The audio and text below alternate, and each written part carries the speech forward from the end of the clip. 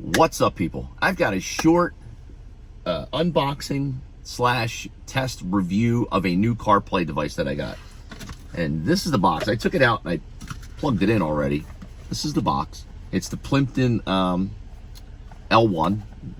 There's the name on it. That's what it looks like. It comes in a really nice box.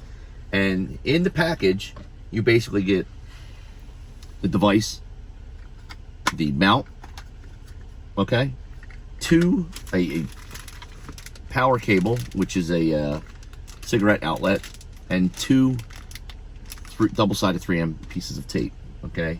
There isn't anything, oh, wait, and an auxiliary cable. Perfect, because if you have a Jeep like I do, or if you have an auxiliary port, you can plug this in from here. Instead of listening to the audio on this speaker, you can listen to your vehicle. Very important. Anyway, I'm not going to unplug it and plug it back in. It takes 30 seconds for it to power up or less. But this is what happens when you get it, okay? That's what it looks like. You may recognize this. The user interface, that UI, is pretty much the same in all of these CarPlay devices that I've tested. So I'm guessing that they're all coming from the same place.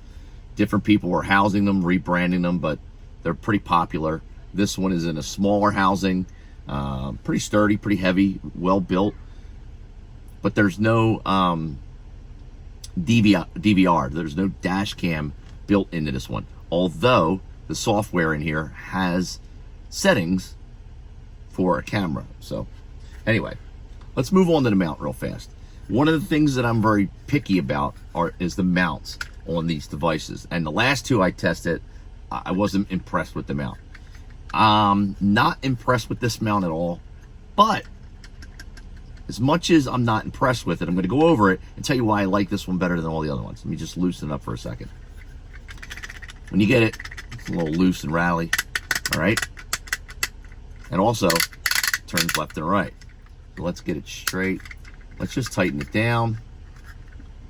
And still a little bit of a rattle. It's still loose in the top portion where you spin it. Okay? That to me is an epic fail. They need to fix that. I don't want anything rattling or moving around or even vibrating on my windshield or on my dash if I put it on. But why do I like this one as opposed to the other ones? Well, check it out. On the back, here we go. Line it up. It's mounted. It's mounted for your dash in this configuration. Flip it around. Now it's mounted for your windshield in this configuration. So that to me is huge, that I can flip it around. Now, do I get a lot of angle here? A little bit. But it's still able to be mounted on a windshield, which is huge compared to the other ones that you couldn't do that. So I like that. I just don't like this setup. And you can see there's a little gap in here. Maybe put a shim or some 2-part epoxy, some glue, and make it solid so if I pinch it, no rattle. It's not going anywhere. Anyway, let's get on with the user interface and using this. It's just like all the other ones. As soon as you plug it in, you're going to get this screen. I have an iPhone, so I click CarPlay.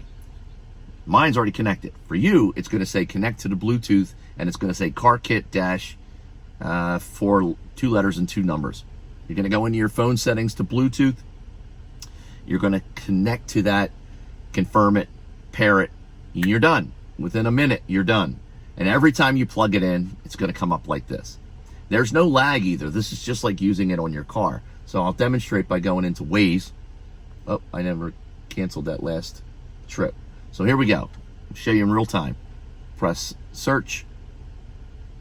And let's click. I want to go to work. In 800 feet, turn right on Homeville Road. See? Just like that. There's zero lag. It's the same as if you were using it on your vehicle. So if you want CarPlay or Android Auto and you need something that you need to mount on a windshield, this is the one that you would get and then play around with the mount.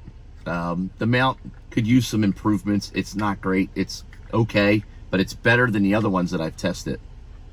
Let's just cancel that. And it's compact. I kind of like this design. You know, this one's a little bit better, but taking it off your windshield is a cinch. So that's the device. There isn't really much more to go over other than it's pretty self-explanatory when you get into the settings. And it's very simple. You know, it's all touchscreen. And you do get an auxiliary cable. So for me, I have a Jeep and I have an auxiliary port.